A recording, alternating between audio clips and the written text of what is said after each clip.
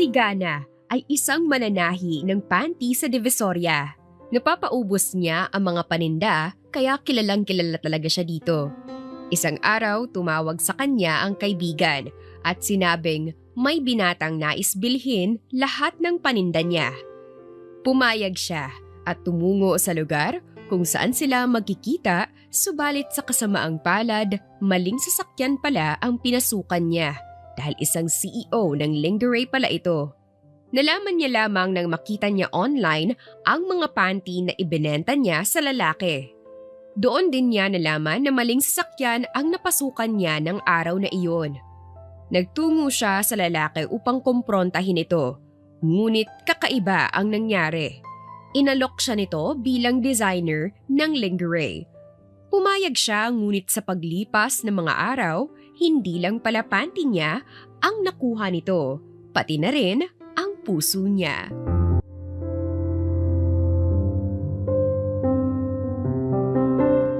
Magandang araw mga ka-Dear Selin! Bago ko simulan ang kwento natin ngayong araw, huwag kalimutang bisitahin ang ating website na talesofsiren.com or i-download ang ating Tales of Siren app sa Google Play Store at Apple Store. Aba, Gana, hindi porket ikaw ang pinakasikat na tindera dito sa kampo natin may karapatan ka ng taasan ng presyo ng tinda mo. Maawa ka naman sa aming hindi sapat ang pambili. At saka, bakit hindi na lang gawing 300? Aba naman, Aling Nora, baka rin tumawad Ginawa mong buy one take one tong mga paninda ko.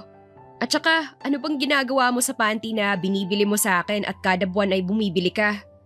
Ayun, lupay-pay na pagdating ng isang buwan dahil gamit na gamit. Napaka-komportable kasi suotin ng mga gawa mo, kaya iyon ang madalas kong gawin. Pambobola pa nito kay Gana.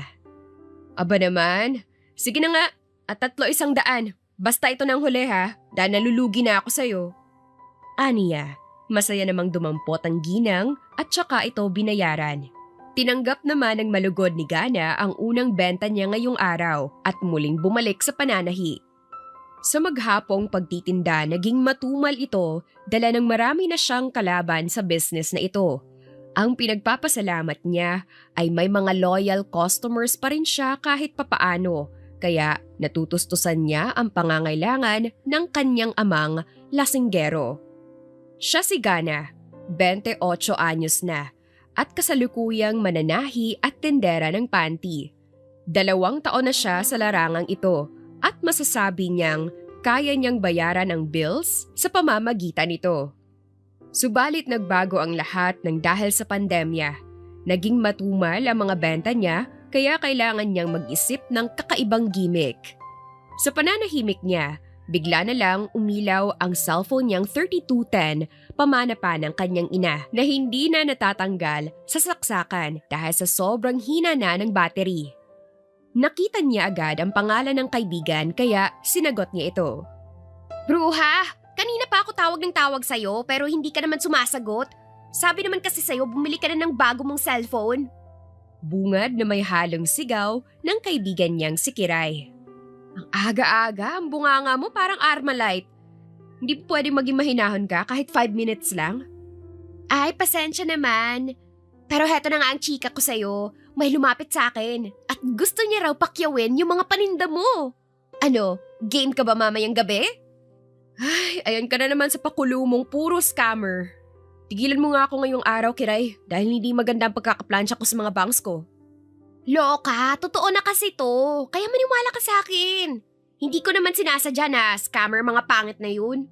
Pero ito, promise, totoo na talaga to. Kaya naman, pumayag ka na please. Dahil baka ito na ang sagot sa nakakaawa mong bulsa. Pambobola pa ng kaibigan. Sandaling nanaig ang katahimikan sa kanilang dalawa bago muling nagsalita ang kaibigan na talaga namang gumulat sa pagkatao niya. Isang mayamang lalaki ang customer na to at may-ari ng lingerie business. Tila nagising naman ang diwa ni Gana kaya napaayos siya ng upo. Ito na marahil ang sign na matagal na niyang hinihingi sa Panginoon. Kaya hindi niya dapat ito palagpasin at kailangan niyang maibenta ang mga gawa sa lalong madaling panahon. Pangarap din kasi niya makapasok sa isang kumpanya at maging designer ng mga lingerie, ngunit dahil hindi siya nakatapos, kaya wala siyang kakayahan na mag-apply sa mga ganito. Ano, game na ba? Tatawagan ko na siya ngayon upang tanggapin ang alok niya. Oo naman, game ako. Anong pangalan niya at saan ang address? Ibinigay ng kaibigang si Kiray ang meeting place ni Gana at ng bagong customer niya. Alas 7 ng gabi raw ito available, kaya kahit alanganin sa oras at delikado ay pumayag na siya. Maaga rin siyang nagsara dahil kailangan niyang ayusin ang 100 panty na ebebenta niya ngayong gabi.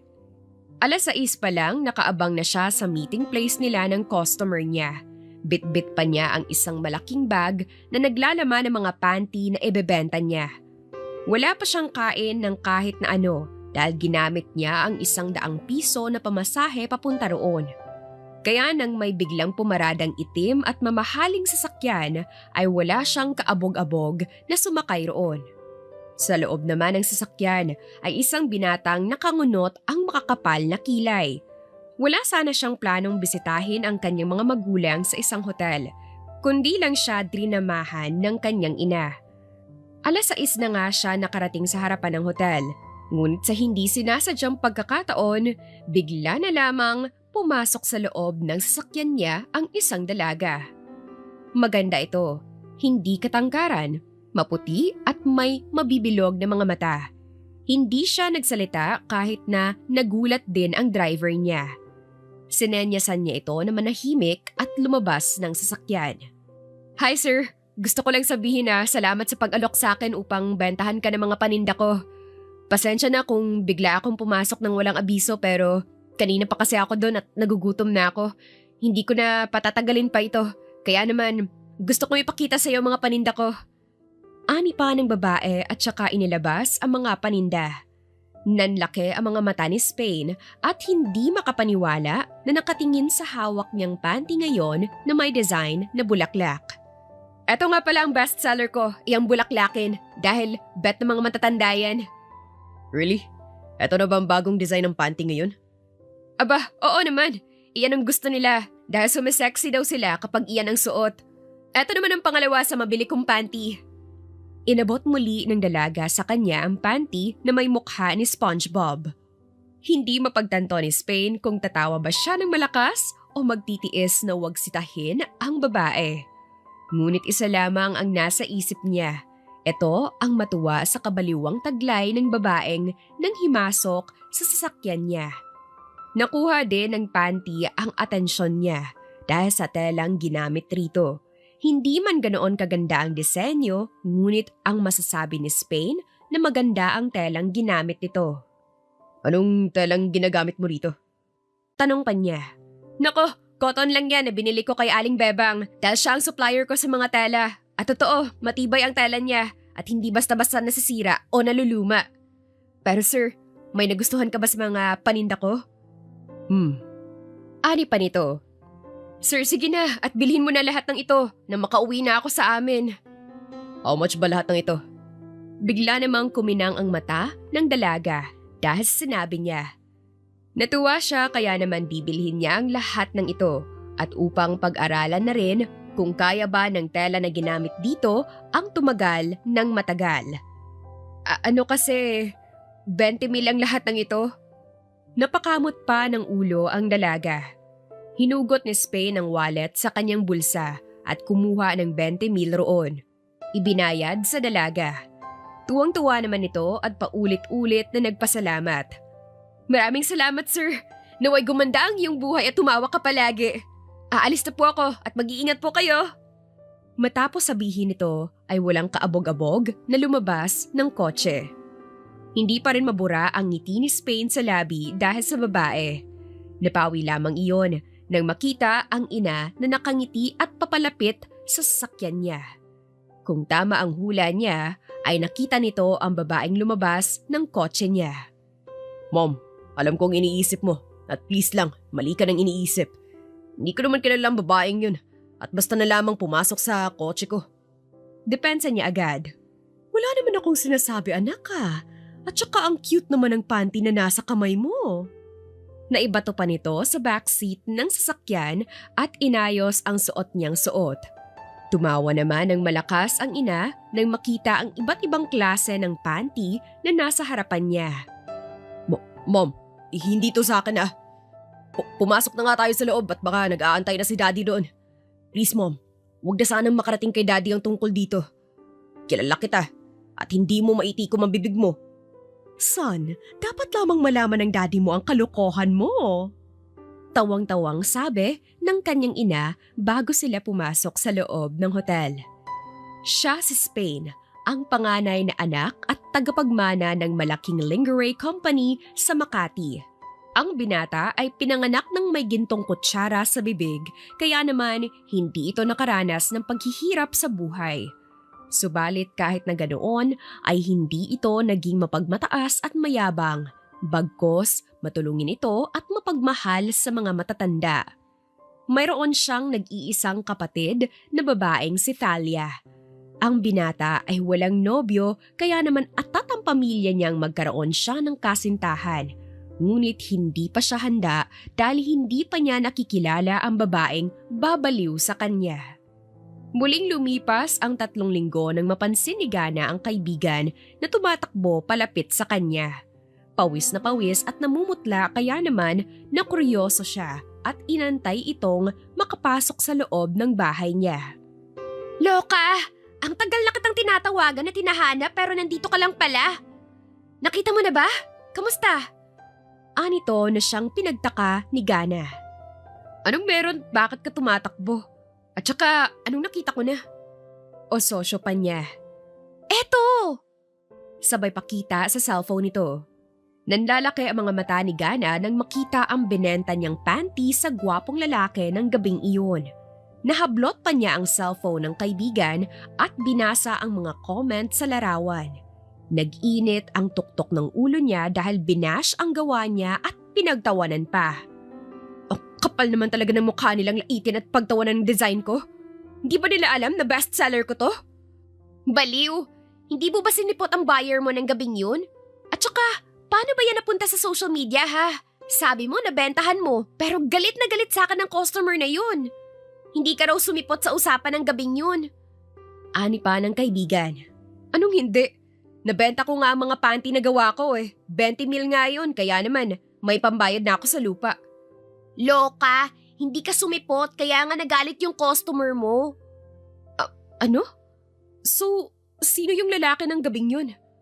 Gwapo siya at mabango at mukhang mayaman.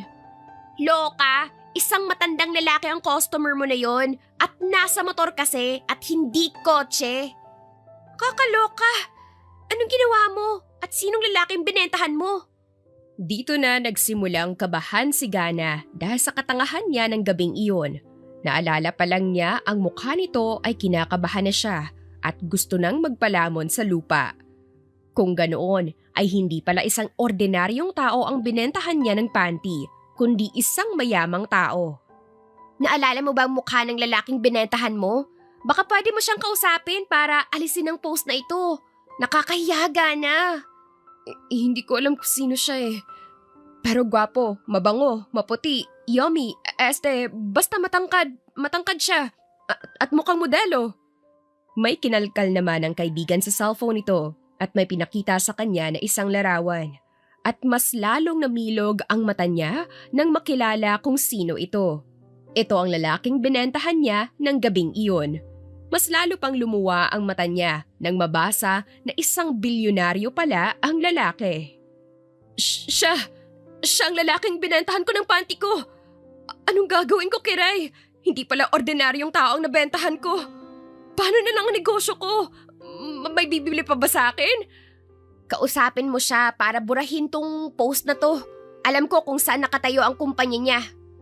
Ani ng kaibigan ni Gana. Nang araw na iyon, nagtungo sila sa pinakamalaki at matayog na building sa Makati.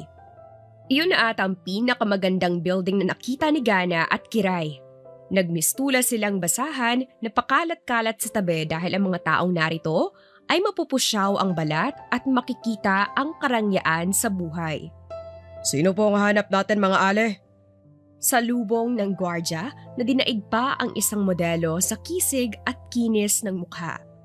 Napahawak pa sina Gana at Kiray sa mga mukha nila dahil mas makinis pa ang gwardya sa kanila. Sir, gusto sana namin makausap ang boss mo. Kilala niyo ba ang boss namin? Hindi, kaya nga kami nandito para sana kausapin siya. Sabihin mo sa kanya, nandito ang babaeng siniraan niya online. Matapang na sabi ni Kiray sa Manong. Miss, anong pangalan mo? Gana po. Sige po, Miss Gana. Ikaw ay tumuloy na sa loob dahil matagal ka nang inaantay ng boss ko. Ikaw naman, Miss, dito ka na sa labas dahil bawal ka sa loob. Ani ng gwardya. Wala nang nagawa pa si Gana kundi ang mag-isang pumasok sa loob. Nadadaanan niya ang ibang empleyado na sinusuri ang suot at itsura niya. Nakaramdam pa siya ng panliliit, ngunit ang mas inisip na lamang niya ay paano makakausap ang lalaki. Itinuro siya ng isang babae sa huling floor ng building at namangha pa siya dahil kitang-kita niya ang buong syudad mula roon. Ngunit nagbalik din siya sa sarili nang may tumikhim bigla sa hindi kalayuan sa kanya. Iyon ay walang iba kundi ang binatang binentahan niya ng panty. Sir! Yes? Anong kailangan mo sa akin? At pumasok ka nang walang paalam sa opisina ko. Pasensya ka na kung pumasok ako nang walang paalam pero gusto ko lang sana ipabura ang mga panty ko online. Nababash na kasi ako at hindi na maganda ang nagiging epekto nito sa kabuhayan ko. Aniya. Pero hindi ako may gawa ng bagay na yun, miss. Anong hindi? Ikaw lang naman ang binentahan ko ng panty ko, hindi ba? Sino pa tingin mo ang magpo-post ng bagay na yon kundi ikaw? Pero hindi talaga ako. Dahil unang-una, hindi naman ako ganong tao. Pangalawa, anong mapapala ako kung ipopost ko yun? Katwiran ng lalaki kaya naman tumahimik si Gana. Tama naman ito sa sinabi, ngunit wala siyang ibang maisip na tao na gagawa nito. Kundi pala ikaw, pasensya na. Aalis na ako. Muli sana siyang tatalikod upang umalis nang magsalitang muli ang lalaki. Sandali. Gusto ko sanang alokin ka ng magandang oportunidad. Anong ibig mong sabihin? Gusto sana kitang maging parte ng kumpanya ko. Gusto ko ang mga panty na gawa mo. Kaya naman gusto mo bang subukan dito? Sayang naman ang talent mo kung hindi naman mapapakinabangan ng maayos. Ani nito.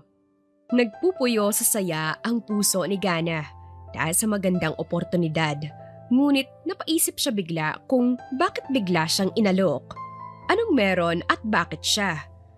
Hindi na malaya ni Gana na nabasa ng binatang si Spain ang mga tanong nito dahil makikita naman sa mukha ng dalaga. Nan, masyado lang halata sa mukha mo ang iniisip mo at kung sasagutin ko ang tanong mo sa akin kung bakit kinuha kita. Dahil gusto ko ang gawa mo. May talento ka at alam kong mas magiging successful ka balang araw. Hindi naman napigilan ni Gana na kiligin dahil sa sinabi nito. Umangat lamang ang magkabila niyang labi, ngiting aso kaya napangiwi ang gwapong binata sa kanya. Hindi ko naman alam na ang bait mo pala, Sir Pogi. Dahil dyan, pinapatawad na kita. Kaya naman, kailan na ako mag-uumpisa? Pwede ka na mag-umpisa. Bukas na bukas din, miss. Gana. Gana ang pangalan ko. Ani ni Gana sa lalaki. Umuwi si Gana ng masaya at pakanta-kanta pa dahil sa wakas nagkaroon siya ng magandang trabaho gamit ang kanyang talento. Subalit nang makarating siya sa kanilang bahay, hindi natuwa si Gana sa nasaksihan. Ang ama kasi niyang lasinggero at sugarol ay may kasamang ibang babae at babaeng mas bata pa sa kanya sa tansya niya'y 2 taon. Oh anak, nariyan ka na pala at mabuti naman. Dahil papakilala ko sa iyo si Marina, ang bago mong nanay at ang kapatid mo. Nasisiraan ka na ba ng bait, tay? Anong bagong nanay at pinagsasabi mo dyan? Epekto ba yan ng walang sawa mong paglalaklak ng alak? Ababastos kang bata ka. Wala kang respeto, katulad ka ng nanay mo. Mabuti nga at iniwan ka na ng… Sige, ituloy mo. Dahil baka makakalimutan ko na talaga na ama kita. Konting respeto na lang sana, tay, dahil wala na si nanay. Tapos nagdala ka pa ng mukhang kurikong dito sa bahay. Nagbitbit pa ng buni. Hiyaw ni Gana. Namula ang mag-ina dahil sa sinabi ni Gana. Ngunit wala silang magawa dahil hindi nila pag-aari ang bahay. Hindi pa, dahil nais nila itong kimkimin at paalisin na lamang ang nasabing dalaga. Huwag ka sanang magalit sa amin. Mahal ko ang ama mo. Mahal mo ang ama ko? Itong lasinggero na to? Anong nagustuhan mo sa kanya kung paano siya lumaklak ng alak? Wag ako, Korikong, dahil ang tatay ko ay walang mahal. Minamahal niya ang mga bote ng alak. Gana, sumusobra ka na talaga. Hindi natinag si Gana sa sigaw ng ama. Ano bang bago? Ang sampalin siya at saktan? Hindi na iyon bago lalo nang hindi na siya bata para matakot pa na iwanan nito kundi naman ito naging mabuting ama sa kanya. Ano? Sasaktan mo ko? Sasampalin mo ko? Iyan naman kaya mong gawin, hindi ba? Ni minsan hindi ka naging mabuting ama sa akin. Kaya tingin mo, natatakot ako sa'yo? Hindi ako natatakot sa'yo. Talagang bastos ka ha? Pumaling ang ulo ni Gana sa pakanan dahil sa lakas ng sampal ng kanyang ama. Nalasahan pa niya ang tila kalawang dahil sa pumutok niyang labi. Hindi na naman niya maitatago ang pasa panigurado sa kaibigan, kaya kailangan niya nang makaisip ng paraan upang hindi ito maipakita. Lumayas ka dito! Ayoko na makita pa ang pagmumukha mo! Lumayas ka dito! Naiintindihan mo? Hindi ko nananaisin pa na makita ang pagmumukha mo. Katulad ka ng ina mo. Di ko nga alam kung bakit pa kita binuhay eh. Aalis talaga ako. Di mo na ako kailangan pang ipagtulakan. Dahil aalis ako at hindi na ako uuwi sa letseng pamamahay na ito. Pagod na ako sa walang kwentang ama na tulad mo. Malakas na sigaw ni Gana bago siya naglakad paalis ng bahay nila. Dala lamang niya ang sarili at ang natitirang 3,000 sa mga ibinenta niyang panty. Hindi alam kung saan siya pupunta at ayaw niyang tumungo sa bahay ng kaibigan dahil alam din niya ang sitwasyon nito. Hindi napigilan ni Gana na mapaluha dahil sa dinadanas niya 1 dekada na ang nakakalipas. Pagmamahal lamang ang nais niya at wala ng iba. Subalit bakit kailangan niya itong hingin sa mga taong hindi siya pinapahalagahan? Ipinangako kasi niya sa sarili na kung sakali na magkakaroon siya ng sarili niyang pamilya, gusto niya ng buo at masaya. Sa paglalakad niya sa madilim at tahimik na daan, isang itim na van ang tumigil sa gilid niya. Hindi nakaramdam ng takot si Gana, bagkos sinigawan pa niya kung sino man ang lula nito. Ayan, sige, kidnapin niyo na ako. Tapos ibenta niyo ang atay ko at puso. Total, wala namang silbi ang buhay ko, di ba? Sino pa bang maghahanap sa akin? Miss, akala niyo ba? Hindi ko alam na nangunguha kayo ng mga babae, tapos ibebenta niyo, hindi ba? Sige lang, pagod na ako sa buhay na to. Dagdag pa niya, subalit na natiling nakapikit habang patuloy ang pag-aagos ng kanyang mga luha. Miss, gusto ko lang naman magtanong kung saan bang daan palabas ng lugar na to. Tsaka hindi naman puti ang van ko kaya bakit mo naisip na kikidnapin kita? May asawa din ako at hindi kita type. Ani ng lalaki. Otomatikong nagdilat ng mata si Gana at pumaling ng tingin. Isang gwapong lalaki ang nasa driver's seat, may kahabaan ang buhok nito tapos matangos ang ilong at gwapo. Mukha itong modelo ng magazine ng Brief tapos may 6 na pandesal. Ganun po ba? Papasensya ka na at naging madrama ako. Ang daan na ito ay palabas na ng lugar na ito tapos kumanan ka para makita mo kung bakit ka hindi pinili. Pinili na ako, miss. Binuntis ko na nga at pinakasalan. Taray. So, kumusta naman ang relasyon nyo? Buti naman at pinakasalan ng hambog na tulad mo. Kasi, gwapo ako. Woo! Lakas ng hangin. Talaga ba? Saan? Ani pa ng lalaki kaya napairap sa kawalan si Gana dahil sa hambog na lalaking nasa harapan niya. O siya, diretso mo lang tapos kumanan ka na at yun na. Di ka ba sasabay? Ayoko, baka may gawin ka pang masama sa akin. Mukha ba akong pumapatol sa babaeng hindi man lang nakapagsuot ng tsinelas? Kusa namang nagbaba ng tingin si Gana at nagulat siya dahil hindi pala siya nakapagtsinelas. Samantala, natiimbagang naman ang binatang lula ng sasakyan nang mapansin ang pasa sa pisngi at labi ng babae. Pumasok ka na at sumabay ka na sa akin, miss. Ayoko. Paano kung masama kang tao?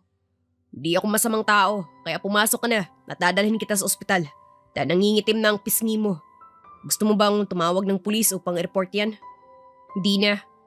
Kung ganun, pumasok ka na at lumalalim ng gabi. Wala na ring nagawa pa si Gana, kundi ang pumasok sa loob ng sasakyan ng hindi kilalang lalaki. Ano pa bang mawawala kung sakali na masamang tao ito? Wala din namang maghihintay sa pagbabalik niya. Ako si Oman at hindi ako masamang tao. Ani ng lalaki. Dahil na rin sa pagod at gutom, hindi na pinansin ito ni Gana. Kusang pumikit ang kanyang mga mata at kinain siya ng antok. Hindi naman malaman ni Oman kung saan dadalhin ang babae. Mabuti na lamang at nataon na naroon ang kaibigan na si Spain. Nagulat pa ito nang makita ang babae na kalong niya. Mabilis din itong kinuha ito sa kanya. Dinala sa loob ng mansyon ito na pag-alaman din niya na ito pala ang bagong empleyado ng kaibigan. Kilala mo ba kung sino may gawa nito sa kanya? Tanong pa nito habang patuloy sa pagdadampi ng yelo sa nangingitim na pasa ng babae. Hindi eh. Nakita ko kasi siya na naglalakad ng mag-isa sa madilim na daan na yon, kaya isinakay ko na. Aniya, ngayon lamang niya nakita ang kaibigan na si Spain na mag-alala ng ganito sa babae. Pare, kilala mo ba yan? Kasi ganyan na lang ang pag-aalala mo eh. Yes. Siya ang bagong designer ng company ko at maayos lamang siya nang umalis sa opisina ko. Hindi ko inaakala to. Di kaya sinasaktan siya ng asawa niya? Wala siyang asawa, pero may tatay siyang lasinggero. Hindi na talaga naitago ni Oman ang labis na pagtataka sa kaibigan. Uy, bakit ang dami mong alam sa babaeng yan na? Don't tell me, love at first sight ka dyan.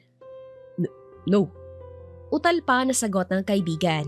Nanahimik na lamang si Oman dahil alam niya kung saan patutunguhan ang ginagawa ng kaibigan.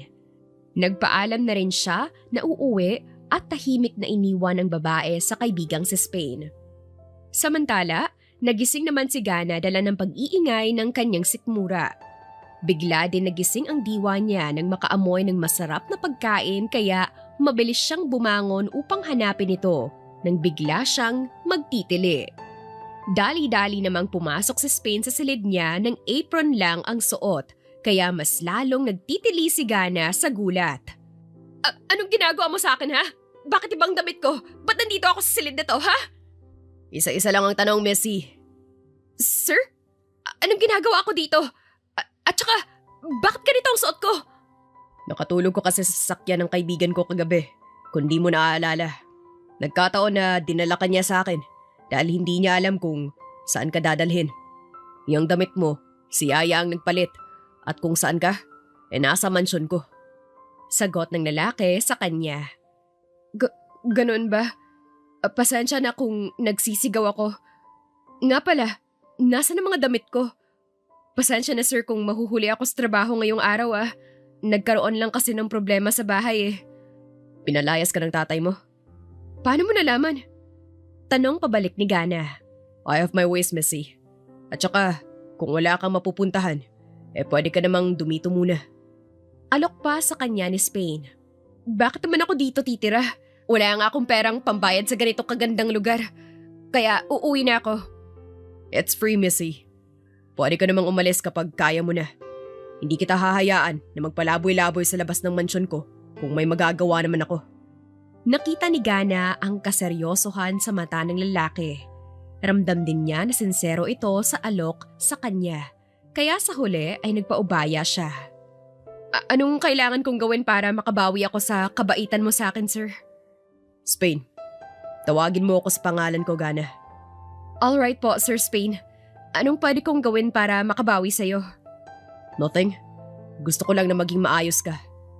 Anito. Hindi na nakipagkulitan si Gana sa lalaki. Bumaba na rin siya upang lantakan ang niluto nito. Pinapili pa siya ng silid na gugustuhin niya at pinag-shopping ng mga damit at iba pang kailangan. Hindi na malaya ni Gana ang mga lumipas na panahon at nagulat na lamang siya na 3 buwan na pala siyang nakatira sa poder ni Spain. Isa na rin siyang sekretary nito at / isang designer ng kumpanya. Isa lamang ang masasabi ni Gana na naging maayos ang buhay niya sa poder ni Spain. May isa lamang siyang problema at ito ang puso niya. Dahil sa likas na kabaitan ng binata sa kanya ay hindi niya napigilan ang pagtibok ng puso niya rito. Loka, kanina pa kita kinakausap pa. Ano na naman yung iniisip mo? Sabi ko naman sa iyo umaamin ka na dyan sa boss mo. Para naman ang dali ng gusto mo, Kiray. Boss ko yun at naging mabuti sa akin. Paano ko sasabihing minamahal ko na siya? Iyon nga Kung di mo naman kasi susubukan, paano mo malalaman, di ba? Tsaka single ang boss mo, gwapo na, mabait pa. Aba, ang swerte mo, Loka. Basta, hindi ako aamin dahil ayoko na masira kung ano man ang pagkakaibigan naming dalawa ngayon. Basta, mauna na ako. Chika na lang tayo mamaya, okay? Ani pa ni Gana sa kaibigan. Nagpaalam na siya sa kaibigan at pumasok ng kumpanya. Sa 3 buwan niya dito, nasanay na siya sa matatalim at nanglalait na tingin ng ibang empleyado sa kanya. Naiintindihan niya, ngunit naabot naman niya ang lahat ng meron siya ngayon dahil pinatunayan niya ang talento. Narinig pa niya ang bulungan ng mga ito. Tulad pa rin ng madalas niyang ginagawa ay pikit mata siyang pumasok ng elevator. Pagbukas nito, naabutan niya si Spain na nakapikit at namumula kaya mabilis siyang lumapit sa binata. Spain, kamusta ka na? Okay ka lang ba? Anong masakit sa'yo? Bakit ang pula mo? Nag-aalala niyang tanong at sinubukan itong hawakan nang mapangiwi siya sa init ng balat. Nilalagnat ka. Sana sinabi mo para hindi ka na nakapasok at nakapagpahinga na lang sa bahay. Paano ka kung hindi ako papasok? Ikaw ang gagawa ng lahat ng ito. Pero kaya ko naman ang lahat ng to. No, kaya ko naman. Masakit lang ang ulo ko. Hindi mo kaya. Tingnan mo nga yung lagnat mo. Ang taas. Gusto mo ba dalhin na kita sa ospital? Aniya at natataranta na dahil nakakapaso ang lagnat ng lalaki. Lalo na nang yumakap pa ito sa bewang niya at isinobsob ang mukha sa kanyang tiyan. I'm okay. No, hindi ka okay. Kaya naman dadalhin kita sa ospital.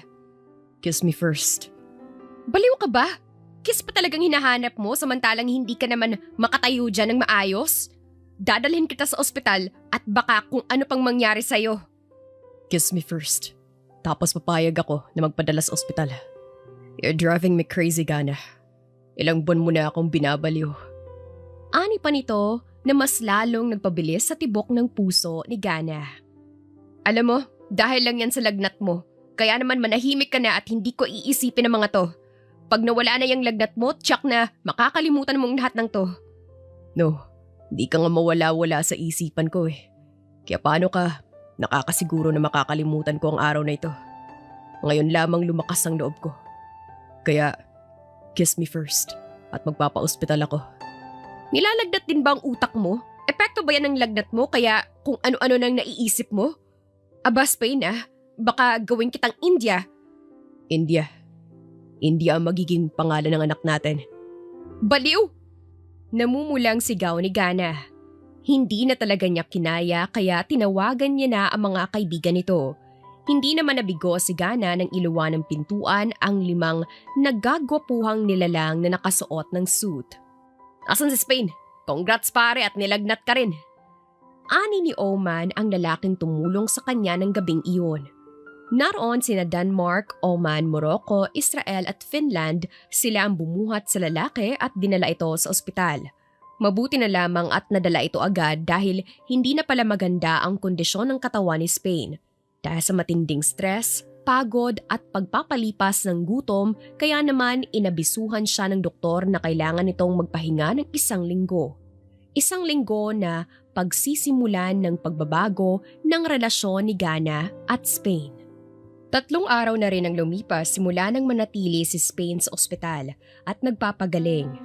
Sa 3 araw na yon, si Gana ang nag-alaga sa binata kaya naman ganoon na lamang kalaki ang ngiti nito. Huwag mo kong tingnan ng ganyan at kainin mo na itong pagkain para makainom ka na ng gamot. Di nga kasi masarap yung luto sa ospital. Pwede naman kasi tayong magpa-deliver ng pagkain. Di nga kasi pwede. At bakit pang tigas ng ulo mo Di mo ba alam na mas healthy naman ito bukod sa mga pinang-o-order mo sa Grab? Kaya kainin mo na to bago pa tuluyang mag-init ang ulo ko sa'yo. Ani naman ni Gana at pilit na inilalapit ang kutsara na may lamang pagkain. Subalit pinanatili ni Spain na sarado ang bibig niya. Simula kasi na maospital ito ay naging pabebe na rin. Laging nag-iinarte at ayaw nawawalay kay Gana. Pansin din ito ng ina ni Spain, ngunit kaysa suwayin ng anak ay mas kinonsinti pa ito. Ngayon lamang kasi nito nakita ang anak na maging ganito, kaya kung mabibigyan pa rin ng dahilan ay nanaisin nilang mapangasawa ng anak ang dalaga. Hindi mo ba talaga ito kakainin, ha? Ayaw. Spain? Hindi ka na bata, utang na loob. Alam mo ba na ilang araw na tayong absent? Paano na lang ang trabaho natin? Ako ang boss. Bakit ka nag-aalala? Kaya kitang pasahurin kahit na wala kang ginagawa. Kahit nga ang gawin mo lang yakapin ako. Sasahuran pa rin kita. Mahinang bulong ni Spain na hindi na umabot sa pandinig ni Gana. Anong sinasabi mo? May sinasabi ka ba? Bakit hindi mo kaya lakasan? Wala.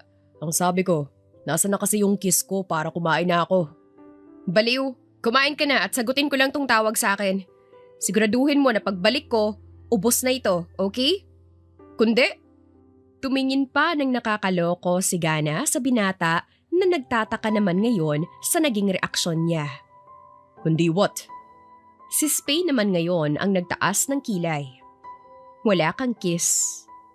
Nakakaloko pang ngumisi si Gana bago iniwan ang binata na nakamamatay ang tingin.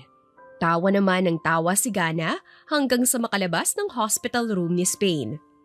Simula nang siya ang mag-alaga sa lalaki ay hindi na rin niya itinatago pa ang nararamdaman para rito. Bahala na kung ano ang mararamdaman din ni Spain sa kanya, ang mahalaga sa kanya ay masabi niya ang tunay na nararamdaman para rito. Sinagot ni Gana ang tawag sa luma niyang cellphone nang biglang maglaho ang ngiti kanina sa labi. Wala na siyang pag-aalinlangan na tumungo sa public hospital kung saan naka-admit ang ama niyang lasinggero. Mabilis lamang ang naging biyahe niya dahil gamit niya ang sasakyan na kakabili lang niya gamit ang sipag at tiyaga. Sumalubong pa sa kanya ang stepmother na humahanga nang makita siya samantalang puno ng inggit naman ang anak nito. Sabay silang pumunta sa silid ng ama niya. Nanlumo si Gana nang makita ang kalagayan ng ama. Payat na payat ito at kita ang matinding paghihirap sa hitsura. Nang umalis siya sa poder ng ama ay wala na siyang naging balita pa.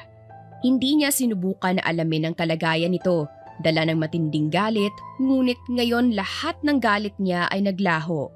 Naluha siya sa kalagayan ng ama, kaya naman kukunin na niya ito at siya na ang mag-aalaga. Anak, huwag mo nga akong tawaging anak dahil hindi naman kita kaano-ano. At saka anong ginawa niyo sa ama ko? Ha? Bakit naging ganito siya? Sigaw niya sa stepmother niya. Wala kaming ginawa sa kanya, bagkos kami ay ginutom ng ama mo dahil ang ginawa na lang niya ay mag-inom simula nang abandonahin mo siya. Excuse me, sinong pamilya ng pasyente? Lumapit naman kaagad si Gana sa doktor.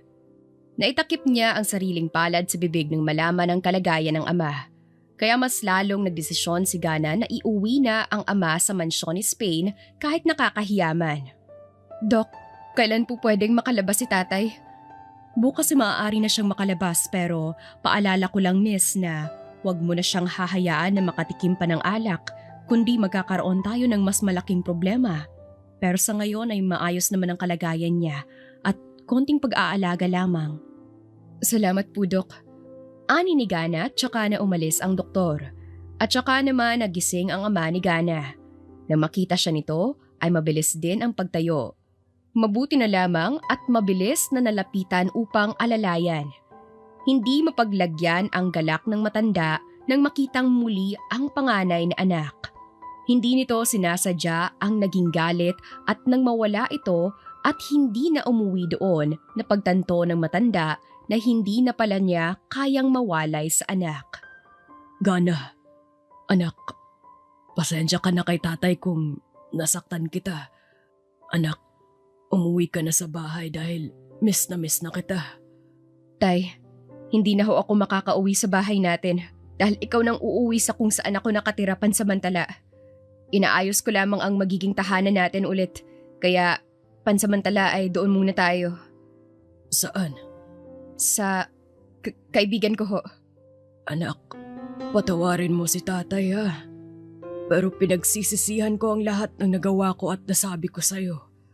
Anak, kunin mo na ulit ako at sasamahan kita. Magbabago na ako at hindi na ako magiging pasaway.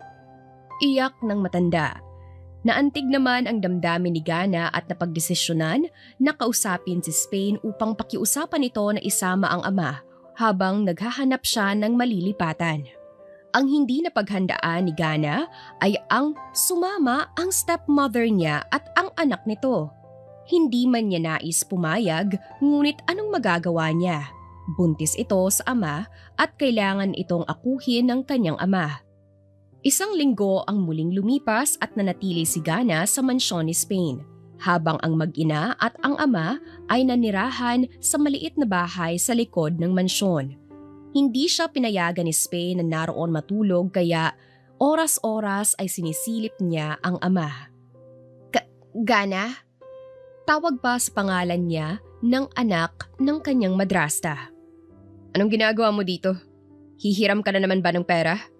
Pasensya na, pero wala na akong mapapahiram sa'yo. Malamig niyang turan.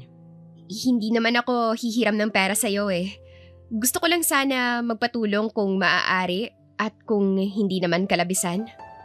Wow kalabisan na nga ang pagsama niyo ng ina mo dito. Tapos hihingi ka pa ng tulong sa akin? Aba, parang sumusobra ka naman ata. Marian, hindi kita kapatid, kaya naman wala kang karapatan. Gusto ko lang na ipasok mo ko sa kumpanya kung saan ka nagtatrabaho. Hindi hamak naman na mas magaling ako sa'yo, hindi ba? Sa tingin mo ba, hindi ko rin kaya ang ginagawa mo? Kaya ko at kakayanin ko. Kaya gusto kong ipasok mo ko sa kung saan ka nagtatrabaho ngayon. Hindi lang pala buhok mo ang makapal no? Kundi pati na rin yung pagmumukha mo. Naririnig mo bang sarili mo? Ang kapal ng mukha mo, sobra. Umalis ka na nga sa harapan ko bago pa mag-init ang ulo ko sa'yo, Marian. Ang yabang mo rin, no? Kung di ka lang sumipsip dyan sa Spain na yan, tingin mo, anong meron ka ngayon? Wala, Gana. At lahat ng meron ka ngayon ay galing lamang sa kalandian mo. Kung tutuusin nga, kaya kong agawin sa'yo sa Spain. Ani ng babae. Dito na nag-init ang ulo ni Gana. Kusang lumipad ang kanyang palad patungo sa pisngi ng babae. Sa lakas ng sampal, pati ang alagang aso ni Spain ay nagtago. Hindi rin napansin ng dalawa ang pagdating ni Spain, ngunit minabuti nito ang manood. Eto ang tatandaan mo, mapapayagan kitang agawin kahit na ano na meron ako. Pero si Spain, sa akin lang siya at pasalamat ka at hinayaan ko kayong tumira dito ng nanay mo. Umalis ka sa harapan ko bago pa mag-init ang ulo ko sa'yo. Ang kapal talaga ng mukha mo. Akala mo kung sino ka? Isa ka lang namang user. Sa tingin mo ba, mapipigilan mo ko na akitin si Spain? Wala kang magagawa dahil simula ngayon, magiging akin siya. At wala kang magagawa. Nakakalokong sabi ni Marian. Sino namang nagsabi na magpapaagaw ako? Biglang singit ni Spain na nakasandal pa sa pader. Nagulat din ang dalawang babae. Samantalang kunwari na naiiyak si Marian habang nakangunot naman ang magkabilang kilay ni Gana. Spain, gusto ko lang naman na pumasok sa trabaho at nagpapatulong ako sa kanya pero ayaw niya. Kaya ako yun nasabi. Ano bang kakayahan mo at kaya mong gawin para makapasok sa kumpanya ko? Are you a designer? Kaya mo bang gumuhit ng bagong disenyo? Hindi. Pero kaya kong pag-aralan ang ginagawa niya. Basta tanggapin mo lang ako. No. Isang talento iyon na hindi basta na pag-aaralan. Get out. Bago ako pa mismo ang magpaalis sa'yo. Natakot ang babae kaya naman agad-agad itong umalis. Naiwan naman ang dalawa. Kamusta naman ang baby ko? Otot mo sa baby Spain?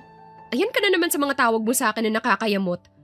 Bakit kasi hindi mo pa aminin sa akin na mahal mo ko kaysa iniinis mo ko ha? Sa inis ni Gana, bigla na lamang iyon lumabas sa kanyang bibig. Nagulat pa siya nang mapagtanto ang sinambit, kaya biglang naglikot ang mga mata niya. Umiwas siya ng tingin at nag-isip agad ng sasabihin dahil bigla siyang nakaramdam ng kaba nang makita ang seryosong mukha ni Spain. Ang ibig kong sabihin, huwag kang magsasalita ng ganon dahil baka ano pang isipin ng ibang tao na makakarinig sa'yo. Ano naman kung marinig nila? Wala akong nakikitang masama doon. Anong wala? Baka isipin nila na may gusto ka sa akin o baka may relasyon tayo. Then good. Gusto ko yun. At iyon naman ang plano ko. Ano? Nauutal pang sabi ni Gana dahil hindi siya makapaniwala. You've heard me right. Nahayaan mo sila sa gusto nilang isipin tungkol sa atin. Iyon naman ang plano ko.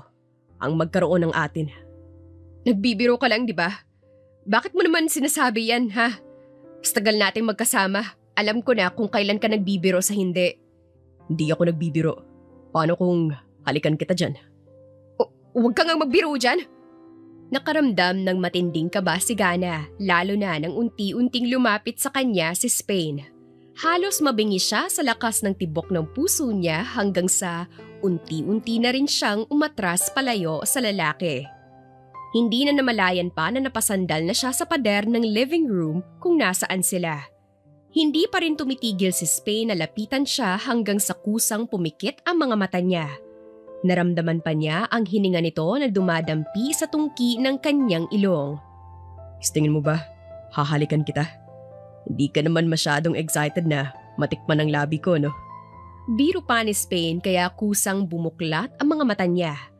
Ang kaninang kaba ay napalitan ng hiya at inis. Muntik nang umusok ang ilong niya sa inis kay Spain na nakangisi lamang ngayon. Tingin mo ba pumikit ako dahil lang sa nag-aantay ako na halikan mo? Pumikit ako dahil ang baho ng hininga mo. Aba, oy, mas mahal pa nga ang toothpaste ko sa sahod mo eh.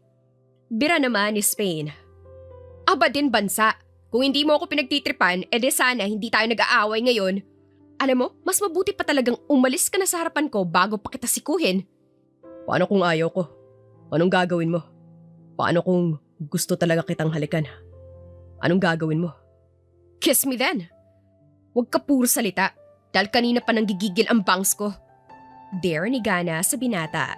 Kitang-kita niya kung paano nagbago bigla ang aura ni Spain, lalo na ang mga mata nito na nagbigay ng matinding pagnanasa sa mga mata habang nakatingin sa kanya.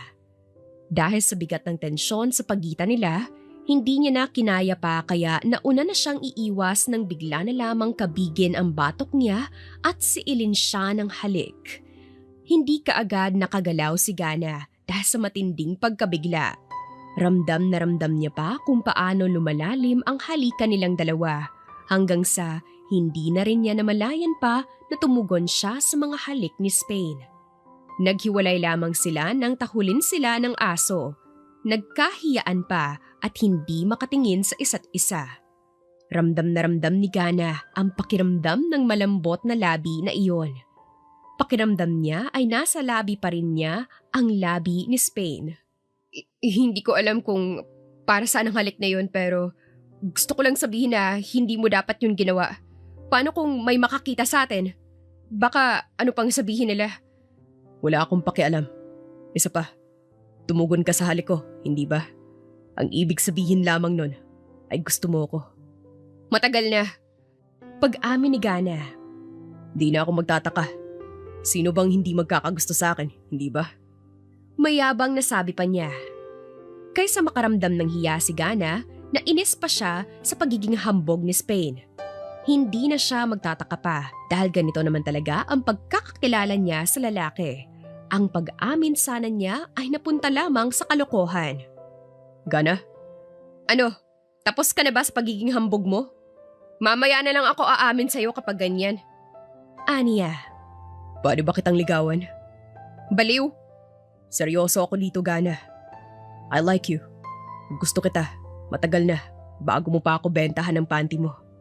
So, mahal mo na ako nang gabing makuha mo ang panty ko, ganun ba? Gatong naman ni Gana. Yes. Nang araw na yon, hindi na mawala sa isip ko ang bulaklakin mong panty. Pero teka, hindi ito about sa panty mo kundi sa nararamdaman ko para sa'yo. Pero paano? Wala namang espesyal sa akin para magustuhan mo ko. At saka hindi tayo pareho? Dahil langit ka, lupa ako. Para kang kutsara na stainless at ako, kutsara na plastic. Maramdaming sabi ni Gana kung saan napangiwi naman si Spain. Sagutin mo na lang kung pwede ba ako manligaw o hindi. Ang ikli ng pasensya mo, no?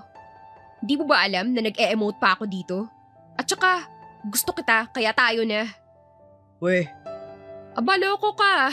Di ka na mahihirapan naman ligaw sa akin dahil tayo na. Sinasagot na kita, boyfriend na kita, at akin ka na. Ani Gana. Napangiti na rin ng malawak si Spain nang dahil sa sinagot na siya ng dalaga. Magyayakapan sana silang dalawa nang biglang may tumikhim sa likuran nila. Naroon pala ang ina ni Spain na may ngising aso dahil sa nasaksihan sa dalawa. Namula naman sa matinding kahihiyan si Gana dahil sa lahat ng tao na makikita sila ay ang ina pa nito. huwag niyo na akong pansinin mga anak. Ipagpatuloy niyo na ang paglalambingan niyo at isipin niyo na isa lamang akong hangin na nagsasalita. Mami naman bakit kasi hindi ka nagsabi na darating ka? Aba naman, kanina pa ako katok ng katok kaso masyado kayong abala, kaya naman pumasok na ako. Sige na Gana, anak, salamat at pinagtiisan mo ang anak ko. Pasensya ka na kung minsan parang baliw yan. Ani pa ng ina ni Spain. Mommy, umalis ka na nga at kung ano-ano pang sinasabi mo kay Gana. Susumbong talaga kita kay Daddy kapag hindi mo tinigilan ng pang-iinis sa akin. Asus, magsumbong ka at baka pag-untugin ko pa kayong dalawa. Sige na at aalis na ako. Basta dapat may apo na ako sa susunod na taon. Ani pa ng matanda bago ito tuluyang umalis ng lugar na iyon. Naiwan naman si Gana at Spain na hindi pa rin makapaniwala sa naging pangyayari ngayon. Ngunit hindi pa rin mawawala sa mga mukha nila ang saya dahil sa wakas, nagawa nilang umamin ng tunay nilang nararamdaman. Lumipas ang isang buwan at tuluyan nang napaalis ang madrasta niya at ang anak nito dahil sa pagnanakaw sa mansyon. Nalaman din ni Gana na hindi anak ng ama ang dinadala ng ginang kaya nagkaroon sila ng dahilan upang paalisin ang mga ito. Naging masaya ang pagsasama nila, ngunit darating pala ang malaking dagok sa buhay nila na susubok sa pagsasamahan nilang dalawa.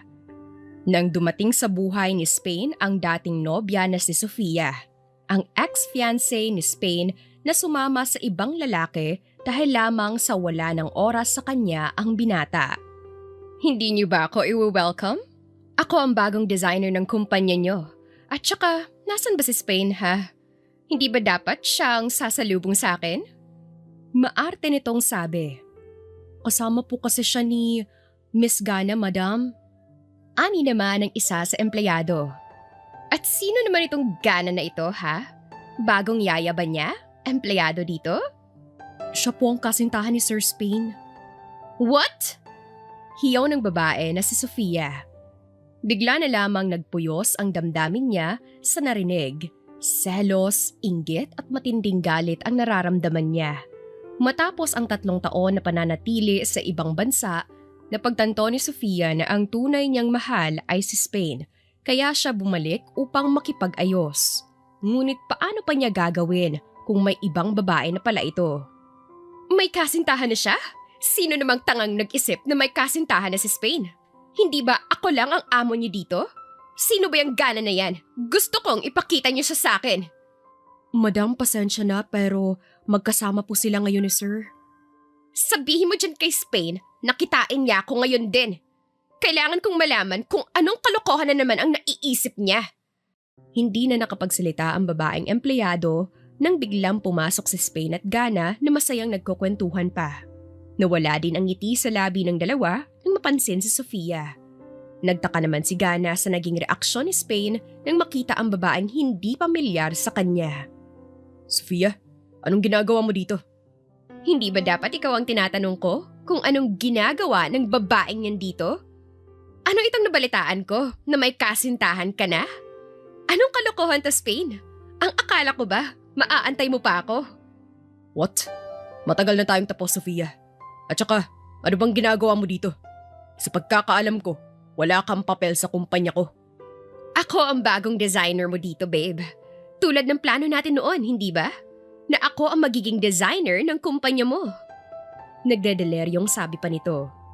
Nagdedeleryo ka ba, miss? Ano ba pinagsasabi mo sa boyfriend ko? Singit na ni Gana dahil hindi na siya natutuwa sa pinag-uusapan ng mga ito. Boyfriend? Fiancé niya ako. Malandi ka rin no? Bakit kailangan mong sumingit sa relasyon ng iba? Bingi ka ba? Narinig mo nga ang sinabi ni Spain. Matagal na kayong tapos at hiwalay. Kaya anong karapatan mo para magalit sa kanya ng ganito? Love.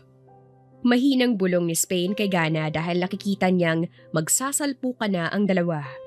Yumakap pa ang binata kay Gana, ngunit hindi talaga siya pinapansin ng kasintahan. Ang lakas din ng loob mo Porket ikaw ang pinatulan niya? Siyempre, wala ako pero sa oras na narito na ako, tingin mo ba, hindi siya babalik sa akin? Ngumisi pa ng nakakaloko ang babaeng si Sofia. Kaya mas lalong umusok ang ilong ni Gana. Hindi ka lang pala asyumera Isa ka rin palang ma-feeling at hibang dahil kung ano-anong sinasabi mo. Mahiya ka naman sa dictionary, hindi na kinakaya ang kakapalan ng mukha mo. Ang kapal ng mukha mo? Mas makapal ang mukha mo dahil hindi mo alam kung sinong binabangga mo. Kung ano man ang nakaraan yun ni Spain, noon yun at mananatili na roon. Naiintindihan mo ba? Tigilan mo na kami dahil walang maniniwala sa baliw na tulad mo. Maangas na sabi ni Gana. Napahiya naman si Sofia dahil sa ginawa ni Gana, kaya naman kusa na itong umalis ng opisina ng lalaki. Nag-aalala naman ang mukha ni Spain dahil sa nangyari ngayong araw. Alam niya ang ugali ni Sofia at hindi ito titigil hanggat hindi nakakagante sa babae. Ano pang ginagawa mo dyan?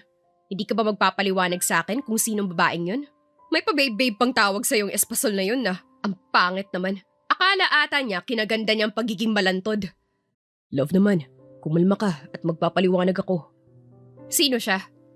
My ex-fiancé. My ex. Kailan kayo naghiwalay? 3 years ago. Sumama siya sa ibang lalaki dahil wala akong oras sa kanya. Mahal mo pa ba siya? Siyempre hindi na. Matagal nang tapos kung ano man ang meron kami noon. Ikaw na ang mahal ko ngayon at ikaw lang. Kaya naman sasabihin ko sa'yo na kung ano man ang sasabihin niya, sa akin ka maniwala, please. Ikaw na ang mahal ko ngayon. Ikaw lang at wala nang iba. Yumakap pa si Spain sa dalaga. Hindi nakaramdam ng selos si Gana sa babae kanina. Bagkos, inis dahil may mga babae palang malakas ang loob na mang-iwan at babalik kung kailan ito gusto. Ngunit hindi na ito mauulit pa dahil si Spain ay sa kanya lamang at wala ng iba. Ang akala ni Gana ay magiging maayos na ang lahat, ngunit hindi dahil mas lalo lamang naging sakit sa ulo ang babaeng si Sofia. Madalas din itong pakialaman ang mga trabaho na nakaatang kay Gana. Balik panaog pa si Gana sa living room habang kasama ang kaibigan na problemado din ang itsura. Inaantay nila na makauwi si Spain galing mula sa isang business trip. May nais siyang ipaliwanag sa kasintahan dahil ang disenyo niya na ginawa ay nirelease ni Sofia at inangkin ito. Hindi niya alam kung paano ito nangyari. Kumalma ka nga at ako ang nininervyos sa'yo Mas maganda kung antayin natin si Spain para siya na ang solusyon dito. Wika pa ni Kiray. Iyon naman ang ginagawa ko, hindi ba? Kumakalma naman ako Nasaan ang kalma dyan, Aber? Nakikita mo bang sarili mo? Ako nahihilo sa'yo. Mabuti pa ay kumalma ka dahil walang magagawa yang kakaikot mo dyan. Hindi ko mapigilan dahil ang pinagpuyatan at pinaghirapan ko ay inangkin ng ibang tao tapos si Sofia pa yun. Iyon kasi ang palagay ko na mag-aahon sa kumpanya.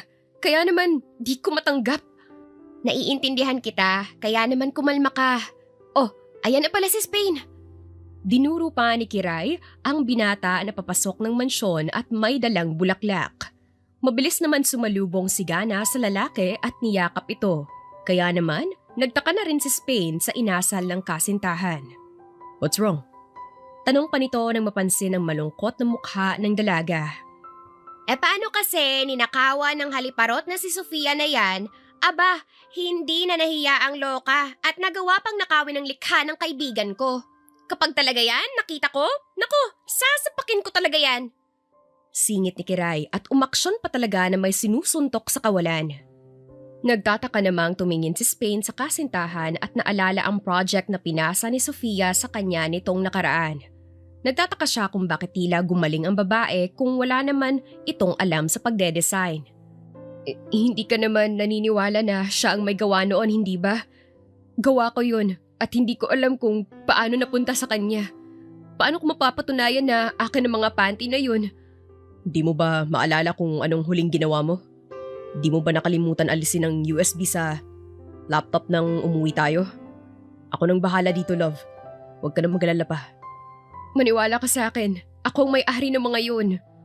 Tila sinasakal naman ang puso ni Spain nang makita ang lungkot at takot sa mga mata ni Gana. Niyakap na lamang niya ito at inalo na magiging maayos ang lahat. Kinabukasan, maagang pumasok si Spain upang alamin kung ano ba ang totoo. Nauna na siya sa kasintahan dahil may aasikasuhin pa siya. Hindi niya inaasahan nang bumungad sa kanya si Sofia na may malambing ng ngiti sa labi. Hindi niya sana ito papansinin nang bigla itong humarang sa dadaanan niya. Move. Malamig pa niyang utos. Paano kung ayoko? Spain, babe. Namimiss na kita. At bakit ba hindi mo ako pinapansin ha? Kung alam mo lang kung gaano kita gustong masolo ngayon. At mabuti naman, wala ang bubitang yun. Huwag mo nga siyang pagsalita ng ganyan. Bakit? Totoo naman na bobita siya. Para sabihing kanya mga gawa ko. Kusa nang lumabas ang mga katagang ito sa bibig ng babae. Ikaw nga ba ang tunay na may gawa? O ninakaw mo lang? Anong ninakaw? Spain, sa tagal natin magkasama, ngayon mo pa ba ako pag-iisipan ng masama? Bakit ko naman nanakawin ang gawa ng babaeng yun? Natapos ako sa magandang paaralan, tapos nanakawin ko lang? Sabihin mo sa akin ang totoo. Kung ninakaw mo ba o hindi. Huwag mo kong lokohin. Dahil alam naman natin na wala kang talento sa ganito. Huwag mong antayin na ako pa mismo ang kumaladkad sa'yo palabas ng kumpanya ko. Pagbabanta pa ni Spain sa babae na talaga namang hindi niya nagustuhan. Seryoso ka ba dyan? Stingin mo ba magagawa ko yun? Stingin mo kakayanin kong nakawin ang gawa ng iba para sa pansarili ko? Hindi ba? Ang kapal na mukha mo. Simula nang makilala mo ang babaeng yan, naging masama na ang ugali mo. Sa lahat ng babae na pag-iisipan mo ng masama, ako pa talaga? Spain, I still love you. Kaya baka pwede nating ayusin to? Sinubukan pa ni Sofia na hilahin ang uluhan ni Spain upang mahalikan ito nang bigla na lamang siya sumubsob sa malamig na tiles. Di ba sabi ko sa'yo, layuan mo ang boyfriend ko? Di ka na nga nakontento sa pagnakaw ng gawa ko, pati ba naman ang lumandi sa lalaking hindi naman sa'yo? Sigaw ni Gana nang maabutan niya ang dalawa na maghahalikan na. Tinulak mo ba ako, you bitch? Oh well, hindi lang yan ang mapapala mo sa akin kapag kinanti mo pa ang boyfriend ko. Yun na ang design ko. Pero si Spain, sa akin lang, Sofia. Hindi na siya magiging iyo kahit kailan. Hindi totoo yan. Mahal ako ni Spain. Mahal niya ako at wala ng iba. Kaya ka lang naman pinatulan, hindi ba? Dahil inaantay niya ang pagbabalik ko. Nababaliw ka na. Bakit niya bababalik ka ng tulad mo na sinayang mo lang, ha? Paano? Umalis ka na dito bago pa kita kalad ka rin paalis ng kumpanya. Wag ka nang babalik dito. At ako na mismo ang magsasabi nito. You're fired! Malakas na hiyaw ni Gana. Sa huli, kinaladkad ng mga security si Sofia palabas ng kumpanya. Napatunayan din na ang design na inangkin nito ay kay Gana. Inalis na rin ni Spain ang lahat ng koneksyon nila ng dating kasintahan kasama na ang maliliit na shares nito sa kumpanya. Simula noon na nahimik na ang buhay ng dalawa. Mas lalo pang naging maligaya ang lahat ng i-anunsyo na ni Spain at Gana ang nalalapit nilang pagpapakasal. Mabilis lamang ang paglipas ng mga araw at ngayon na ang kasal ng dalawa. Nakahanda na ang lahat. Isang linggo din hindi na silayan ni Spain ang babae dahil iyon ang tradisyon ng kanilang pamilya. Hindi niya maaaring makita at sa araw ng kasal mismo niya masisilayan ito. Nakakausap lamang niya si Gana sa pamamagitan ng pagtawag. Pare, magbanyo ka nga muna dahil kanina ka pa hindi mapakali. Ani ni Denmark ang best man sa kasal ni Spain. Nasa isang silid silang magkakaibigan. Inaantabayanan si Spain dahil kanina pa ito namumutla at kinakabahan. Sinong kakalma? Kung ngayon ang kasal ko pare. Hindi mo kasi alam ng nararamdaman ko eh. Para akong matatay na maiihi ng sabay. Pare, kinasal na kaming lahat. Kayo lang ang hindi. Kaya napagdaanan na namin yan.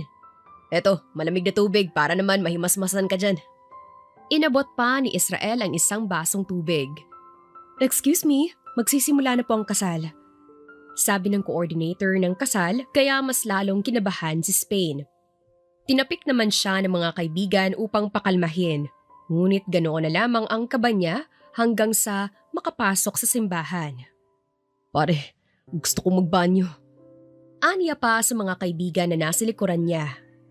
Pare, nandyan ang bride mo. Pigilan mo na lang. Sa pagbubukas ng pintuan ng simbahan, niluwan nito si Gana na napakaganda sa suot nitong puting gown. Akay ng kanyang ama na may malaking ngiti din sa labi. Hindi na nga napigilan ni Spain ang maluha nang makita ang babae. Dahil sa wakas, matapos ang napakatagal na paghihintay, ikakasal na sila. Napakaganda mo, love. Aniya pa nang tuluyan ng makalapit sa kanya si Gana. Bakit ka ba umiiyak? Pati ako naiiyak na rin, love eh. Sabi naman ni Gana. Dito na nagsimula ang pag-iisang dibdib ng dalawa. Nangakong magsasama habang buhay, sa hirap at ginhawa. Hanggang sa i-anunsyo ng pari na maaari ng hagkan ni Spain ang asawa. Hiyawan at palakpakan ng namayani nang magdikit ang kanilang mga labi. Sumunod na rin ang pictorial ng lahat ng bigla na lamang may napakagandang babae ang biglang pumasok sa loob ng simbahan. Nanlilisik ang mga mata at may dalang itak. Nagtaka ang lahat kung saan nagmula ang babae. Nasaan ang hayop na oma na yon? Ilabas niyong buwisit na lalaking yan at sabihin niyo na panagutan ako! Matapos niya akong buntisin, tataka siya ng ganon-ganon lang? Hiyaw nito, kaya sabay-sabay na lumingon ang lahat sa binatang si Oman na namumutla ngayon. Wala akong alam sa sinasabi niya. Tanggip pa nito. Anong wala? Kilala ka ng babaeng yan, Oman. Nasaan ang itlog kung tatakbuhan mo siya matapos mong buntisin? Singit ng matandang lalaki ang lolo ni Oman. Lolo naman, hindi ko siya binuntis, okay? Baliw ang babaeng yan, kaya naman huwag kang maniniwala. Oman! Puisit ka! Nagulat pa si Gana nang lumapit sa kanya ang babae at ngumiti ng napakalawak. Hindi napigilan ni Gana nang ngumiti din dito dahil ramdam niya na mabuting babae ito. Hi po, ako po magiging asawa ni Oman, ate. Pwede ko bang hingin ang bulaklak mo? Ani pa nito. Nagkatinginan pa si Gana at Spain subalit sa huli, binigay niya ang bouquet ng bulaklak sa babae. Gana, kapag yan binigay mo sa kanya, hindi na tayo magkaibigan. Ani pa ni Oman. Manahimik ka dyan. Pakasalan mo ako ngayon din, kundi sasabihin ko sa lahat kung gaano kaliit yan. Sigaw pa ng babae na naging tampulan ng malakas na tawa.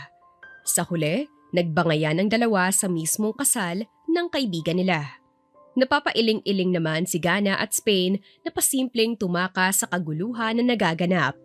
Binuhat pa ni Spain ang asawa na pa-bridal style at isinakay sa kotse. Okay lang naman iwanan na natin sila, di ba? Hindi ba nila tayo hahanapin? Natatawang tanong ni Gana sa asawa. Love, maiintindihan nila ito dahil kailangan na natin gawin si Junior. Isa pa, 1 linggo akong nagtiis na hindi ka makita. Kaya tara na at kailangan na kitang masolo. Loko. Pero tara na at hayaan na natin sila, mister ko. I love you.